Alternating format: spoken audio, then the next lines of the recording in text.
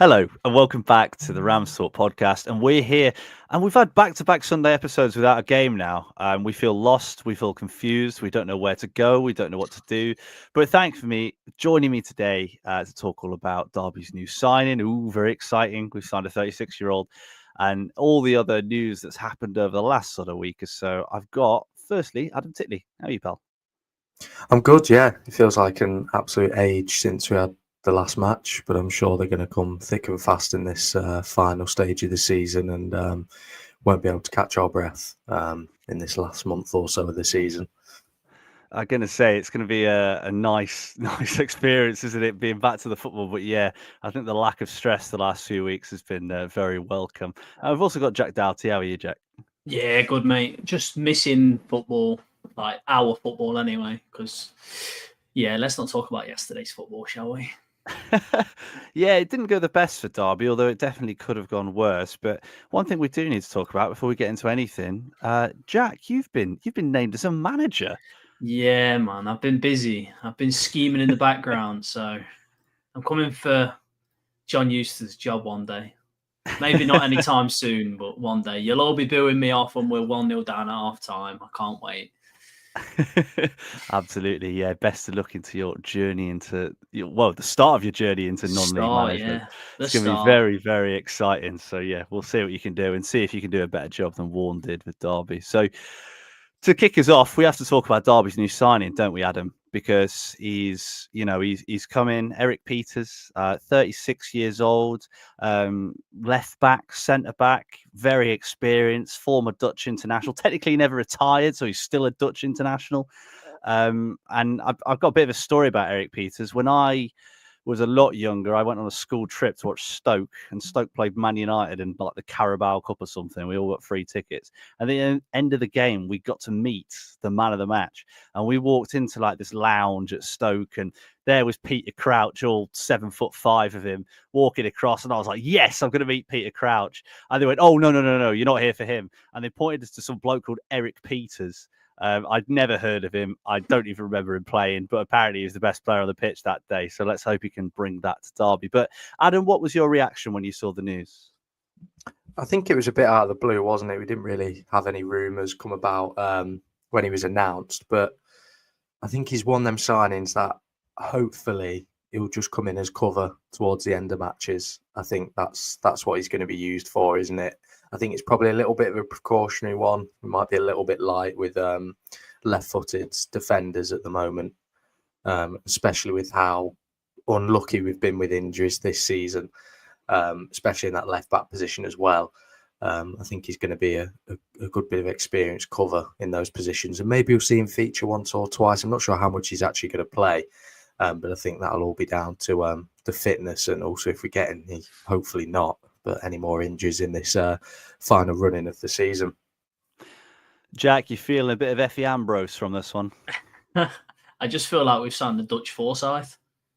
Does the same job, doesn't he? And, you know, it's a very clever bit of business with us only having, you know, Elder and Forsyth fit down the left as a left wing back option. And obviously wingers can kind of do it, but you'd rather a natural, wouldn't you? So again, it just allows the two 36-year-olds to basically be able to manage their legs. And let's hope Callum Elder stays fit because he has been very good recently. So, you know, let's not hope his ankles implode like they did last season. Well, that's it. And Adam, that's how I saw the transfer, was that Derby are light down that left side, aren't they? Ben Osborne, who kind of deputised a little bit left wing backs out for the season. You've got Craig Forsyth, who I really don't think has the engine to get up and down that left hand side anymore like he used to, but is playing really, really well at left centre back. And you just need a bit of backup, don't you? And at this point in the season, experience is crucial, and that's what we've got. Yeah, I think we've always been used to experiencing that back line, especially at Derby. We've always had older players filling in. Obviously, Forsyth's been here for a number of years, and I've always felt like we've had experienced players within those positions. So I think Eric Pieters probably slots in quite well amongst that group as well. I think we've got quite a nice blend at the moment. You've got Nat Phillips, who's obviously played at quite a high level for a number of years and has that reading of the game. And obviously got a number of other players as well who are similar to him. And now we're bringing in Eric Pieters, hopefully just shore up the back line. But no, I'm not sure how much we're going to call upon him. I think he might be one of them, like you said about Effie Ambrose. Obviously, he never featured. I think he might be one of them where it's a little bit precautionary, and maybe in the last 10 minutes of certain matches we bring him on if we switch to a back five or something similar. But no, it's an interesting sign. Like I said previously, just one completely out of the blue. It's not very often that there's a player signed with absolutely zero transfer rumours. But then also we saw Martin Waghorn apparently training with Derby as well, which I think was a surprise to the fan base. We'll get onto that. We'll definitely get onto that. But Jack, Adam's just touched on a really important point there, talking about, the experience that we've got at the back. You look at the players at Derby. We've got Zetterstrom's obviously played in Europe in the Conference League. Langos exactly the same. You've got Matt Clark, who's played at the top of the Championship. We've got quite a few players that have played at quite a high level across that back line. Nat Phillips obviously playing Champions League football.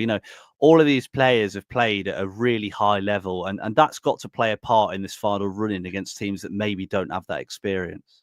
Yeah, well, that's one thing we do have on our side, isn't it? Experience in terms of, players who have played. Well, I think Eric Pieters has played 200 plus games in the Premier League alone, never mind internationally.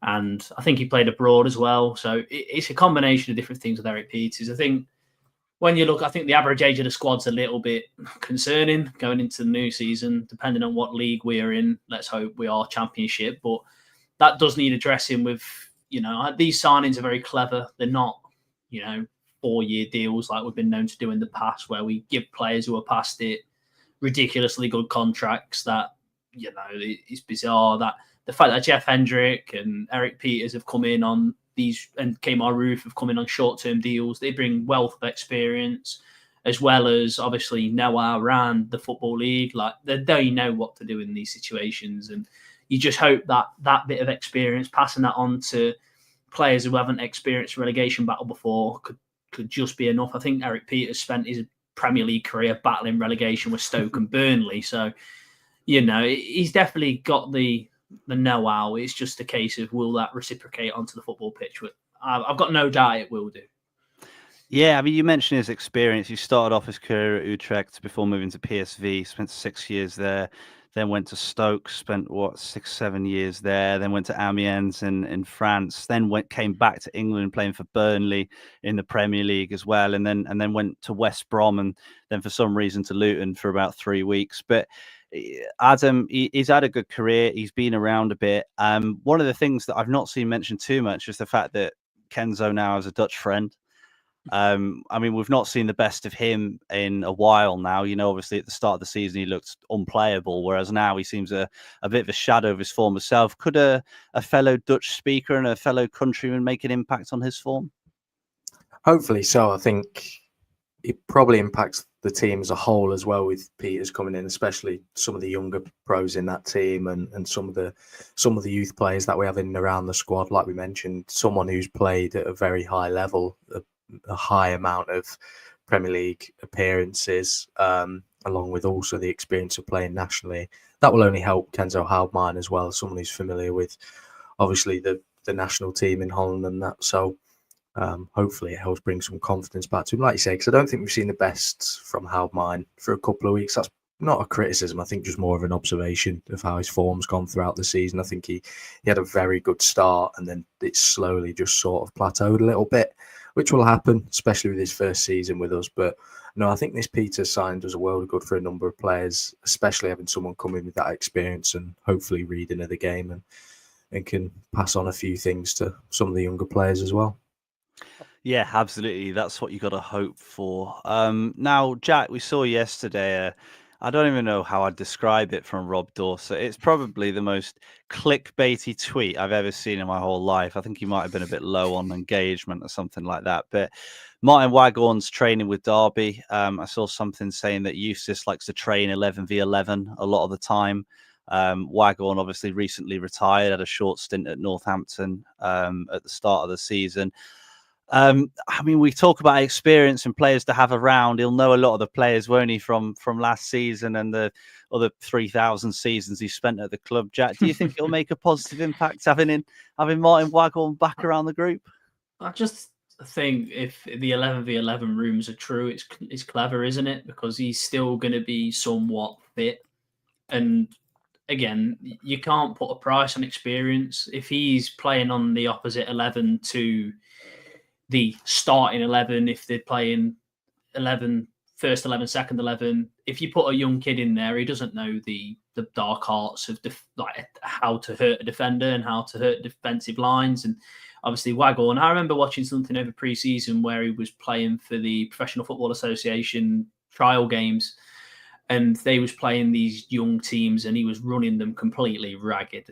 And if that's what he can do in a training situation, it'd be perfect for our defensive unit to have a challenge rather than chucking a young kid in there who doesn't quite have the muscle, doesn't quite have the guile of playing top level championship football like Waghorn has in the past. I just think it's clever.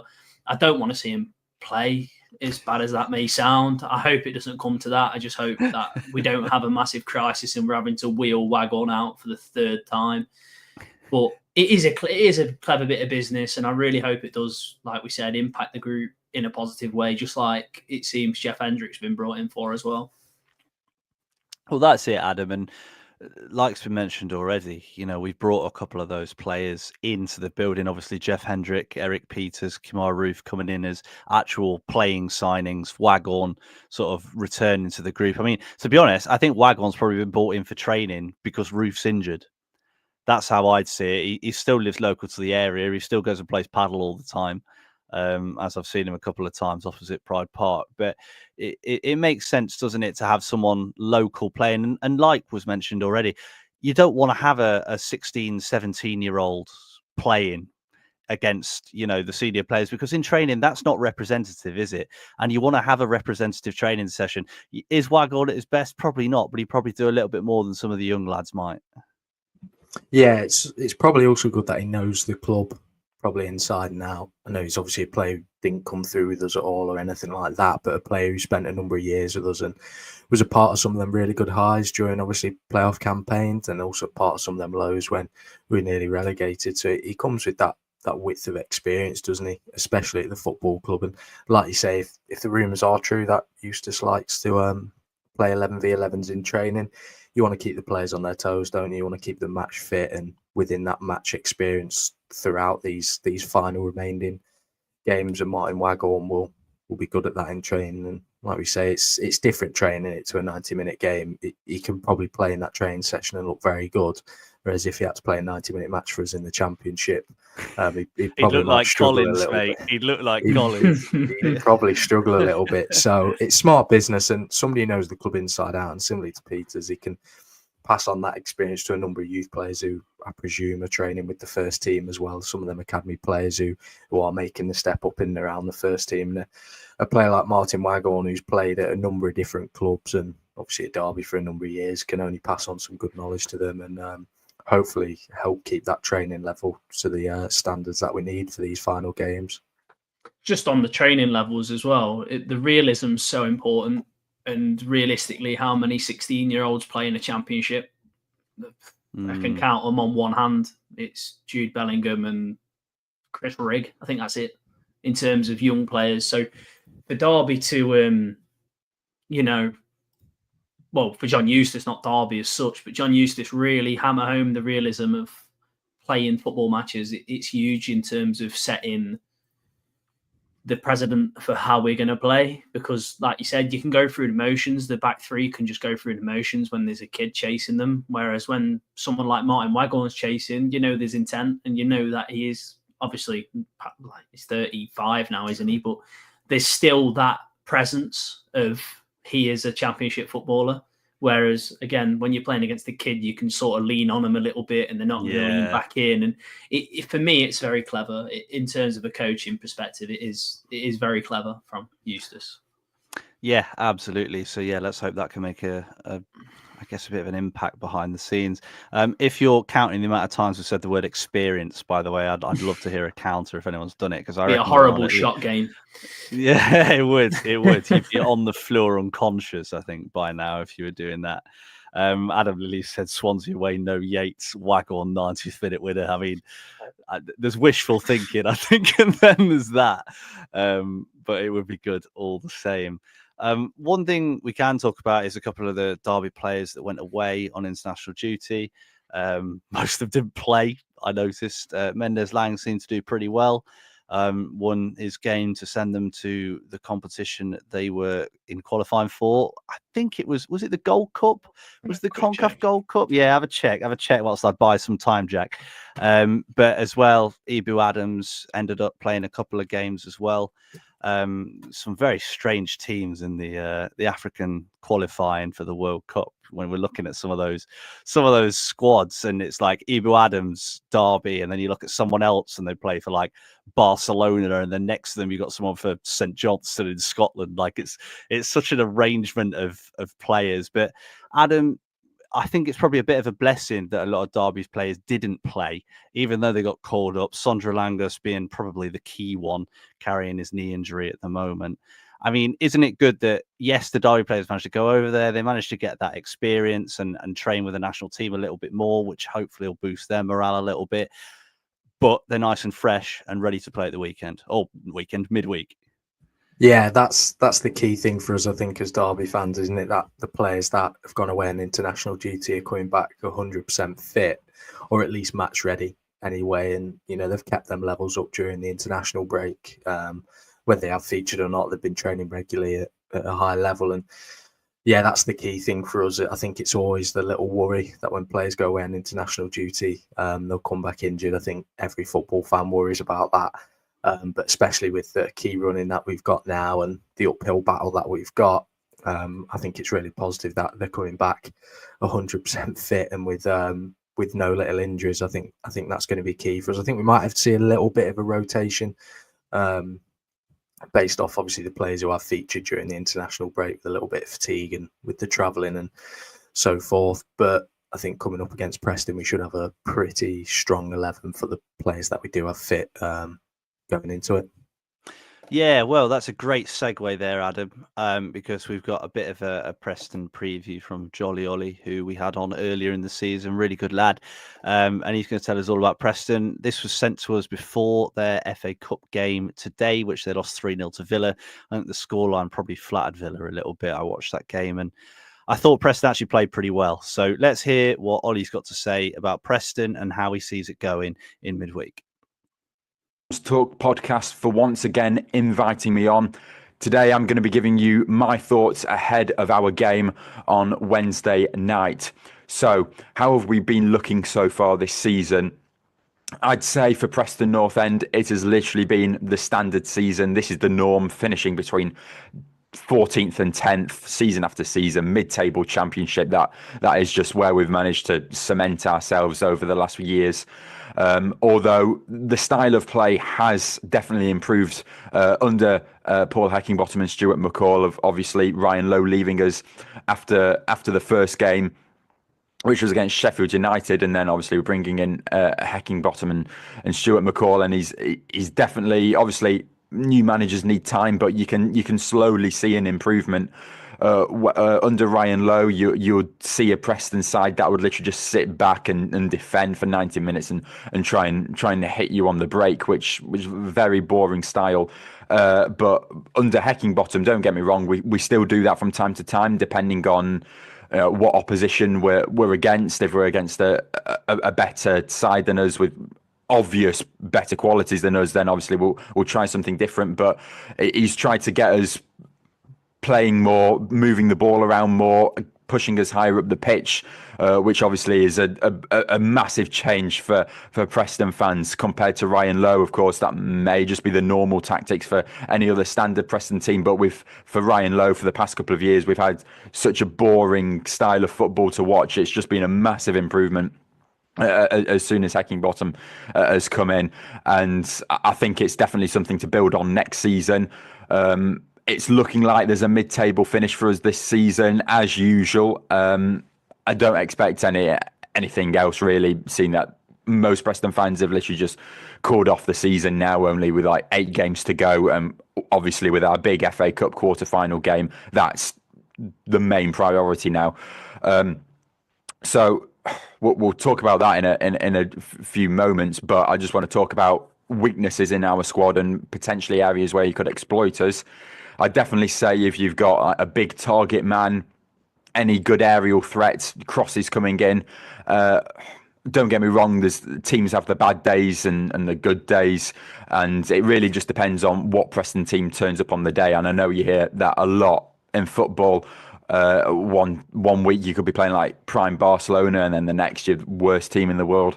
But certainly on a few occasions now, crosses into the box, we have struggled to deal with them. So if you've got any aerial threats, any big target men, could potentially cause us some problems. I'd say our main threat is actually our attack, which isn't probably what you want to hear as an opposition fan. Good to know that you could be potentially keeping a clean sheet, but you want to know where you could break us down defensively. Quite a lot of times we are strong defensively, and I'd say our main weakness is probably our attack. We can create the chances, and it's just about finishing them off, which is the problem. Players to look out for coming into this game. Definitely our right wing back, Kane Kessler-Hayden, on loan from Aston Villa, which obviously he can't play against in the quarterfinals because obviously his parent club.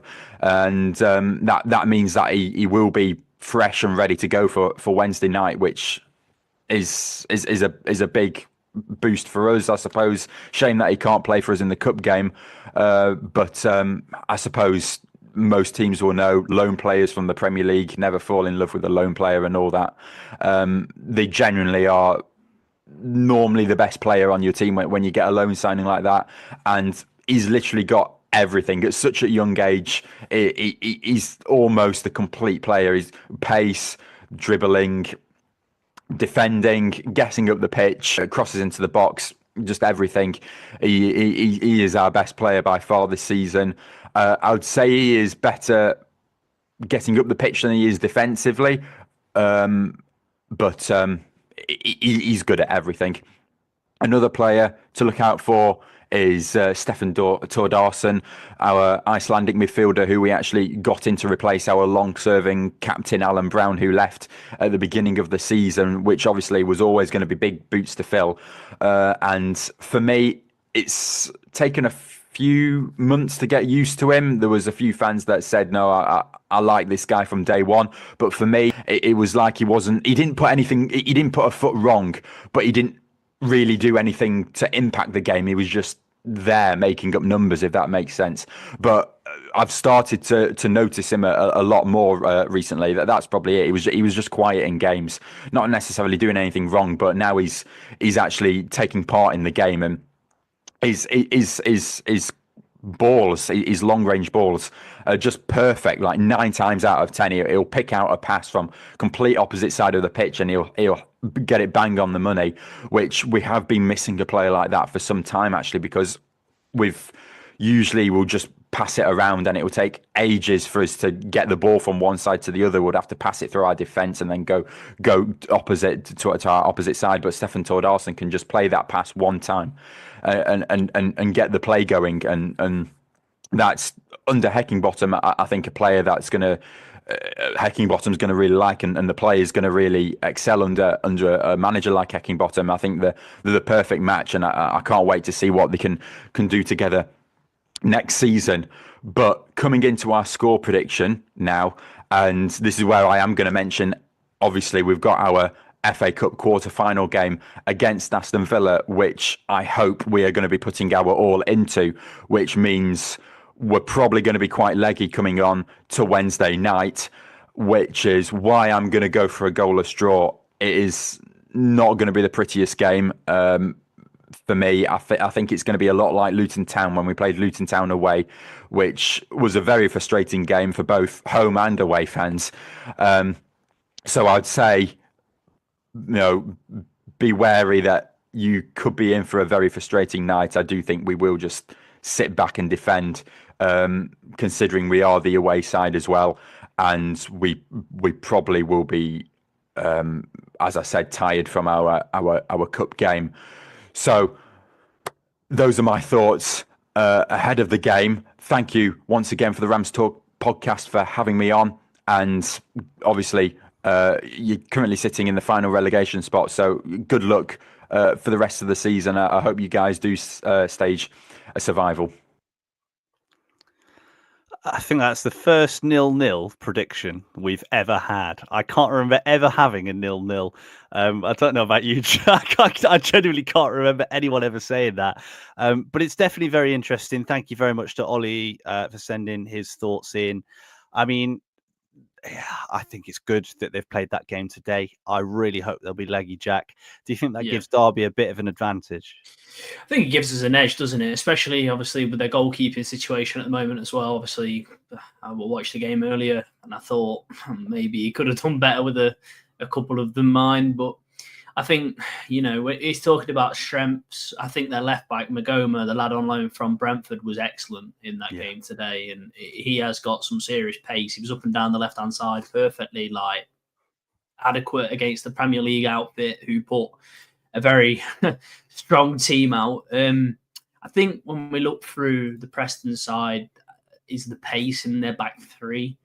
It looks very slow, and I think that's something we've been very good at utilising with Ramadan Ibu running in the channels, which I'm gutted we're not going to get that anymore because that boy was on fire during Ramadan, and I just hope he can carry on his form now he can eat properly. And let's hope it takes him up another level, because if that boy can go up another level, then Jesus, we have got a player.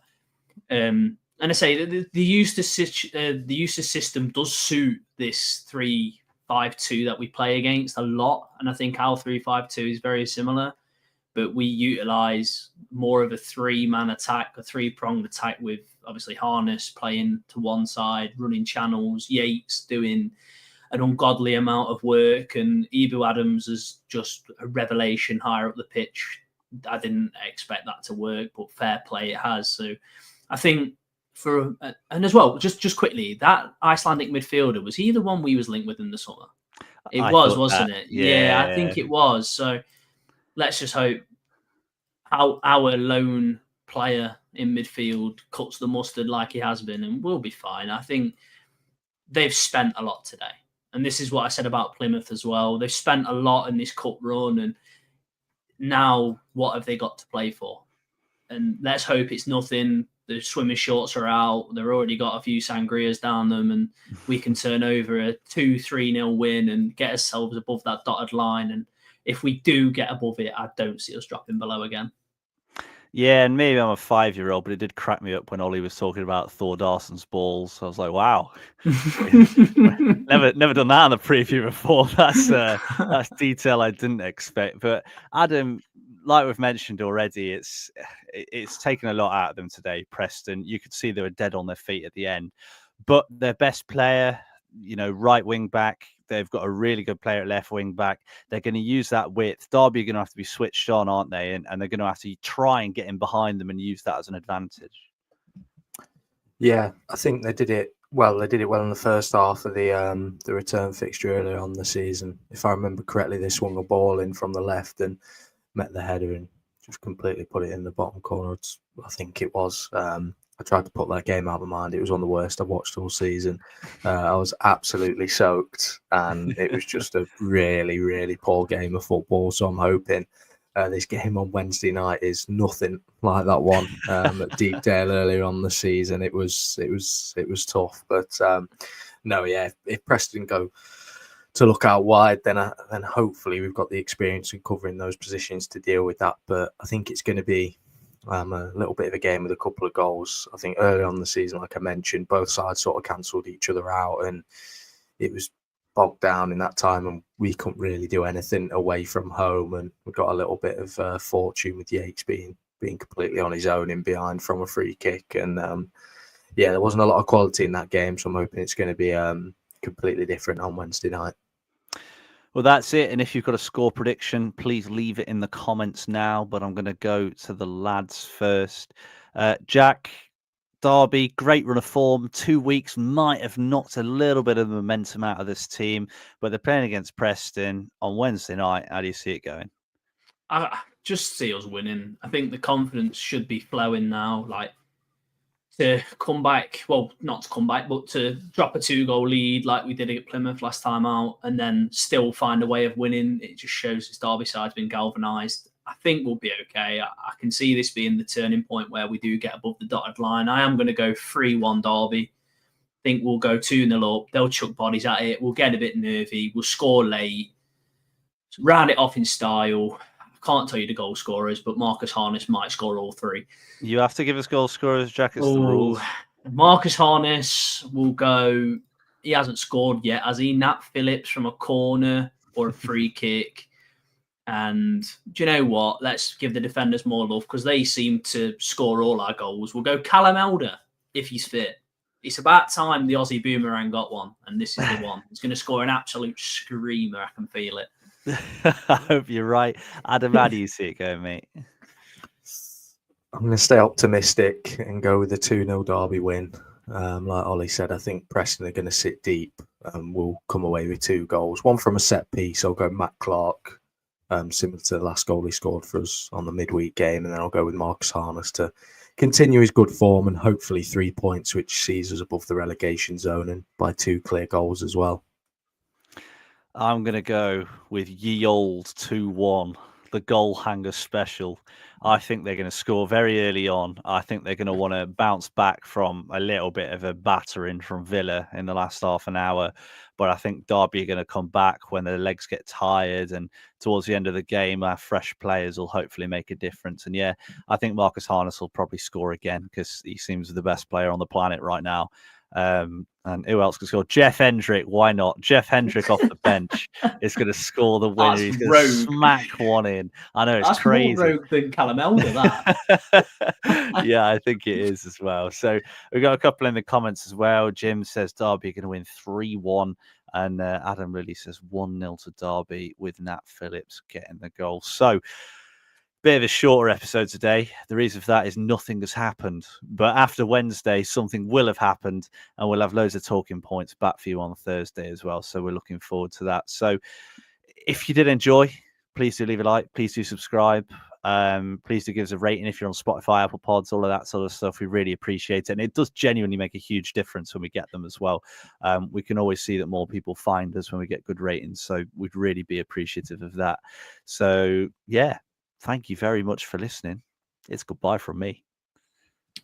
Hopefully another 3 points for Derby and 4 wins in a row. It's goodbye from me. We're above that dotted line on Thursday. I'm calling it, and it's a goodbye from me. God, I hope you're right. Thank you very much for listening. We will see you very soon.